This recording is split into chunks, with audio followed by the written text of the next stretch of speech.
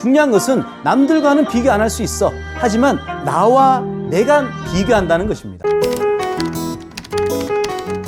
네, 안녕하십니까. 정서매진꾼의 리더 심리학 박사 진석입니다. 오늘은 부자로 살자라는 주제로 함께 하겠습니다. 돈 이야기는 아니겠죠? 우리 이 세상은 비교를 강요당하는 세상에 살고 있습니다. 자존감이라는 우산을 쓰지 않으면 항상 가난에 허덕일 수 있다. 예를 들어 우리가 백화점을 가면요, 1층에 명품 수천만 원짜리가 있어요. 그러면 무의식적인 자극을 받습니다. 니 따오가 무슨 4천만 원짜리, 니 따오가 무슨, 이런 식의 자극을 받으면 이 무의식이 뭔가를 사고 싶은 지름신을 부르게 되죠. 내가 초라하게 느껴지기 때문입니다. 홈쇼핑에서 1분 남았습니다, 2분 남았습니다, 기회가 없습니다 하면 마치 저걸 사지 않으면 내가 손해보는 듯한, 그래서 자존감이 가라앉는 그런 느낌을 가지는. 중요한 것은 남들과는 비교 안 할 수 있어. 하지만 나와 내가 비교한다는 것입니다. 대표적인 것이 바로 SNS입니다. SNS는요, 뭐 맛있는 게 있으면 찍고 좋은 데 있으면 사진으로 올리려고 합니다. 이것이 무엇이냐면 SNS 상에서는 맛있는 걸 먹고 좋은 여행을 좋은 곳에 갔던 그런 기억의 나가 존재하지만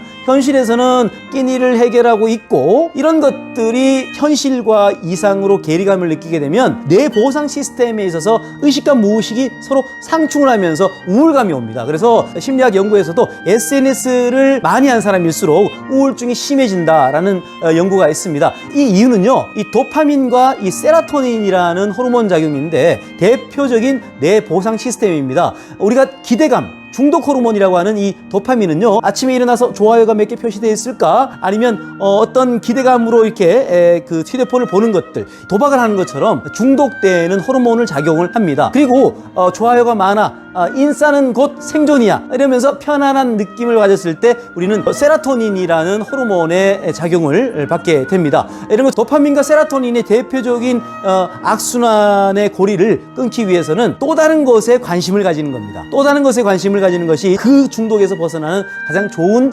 지름길이라 볼 수 있겠습니다. 왜냐하면 중독에 잘 걸리는 사람들은 항상 중독에 노출되어 있기 때문이지요. 우리가 자신감이 있다면, 자신감이 생기면 세상이 긍정적으로 보이죠. 이것이 바로 선순환입니다. 그러면 이 자신감은 어디에서 오느냐? 최소한 내가 나와 비교하지 않는 데서 오는 것입니다. 그래서 악순환을 끊기 위해서는 여러 가지 것들 있는 그대로 볼 수 있는 그런 자신감으로, 특히나 내가 나와 비교하지 않는, 이런 나도 나고 저런 나도 나라는 가난하지 않은 그런 부자의 마음으로 삶을 영위하시기 바라겠습니다. 제가 좋아하는 학자의 말로 마무리 지을까 합니다.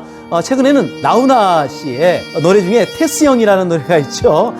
테스형, 소크라테스형이라고 합니다. 가사도 그런 내용이 있는데, 저는 에릭 프롬이라는 학자를 좋아합니다. 그래서 에릭 프롬형의 말을 가름하겠습니다. 부자는 무언가를 가졌는가의 소유가 아니라 어떻게 존재하는가이다. 소유가 아니라 존재입니다. 여러분들 부자로서 존재하시기 바라겠습니다. 감사합니다.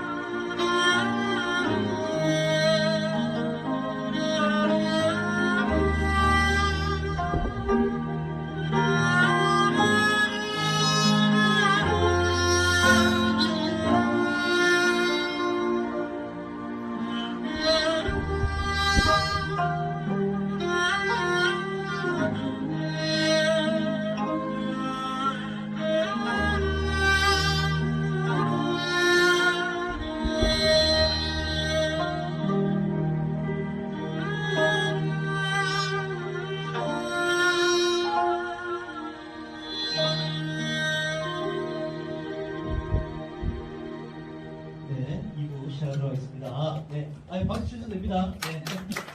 네.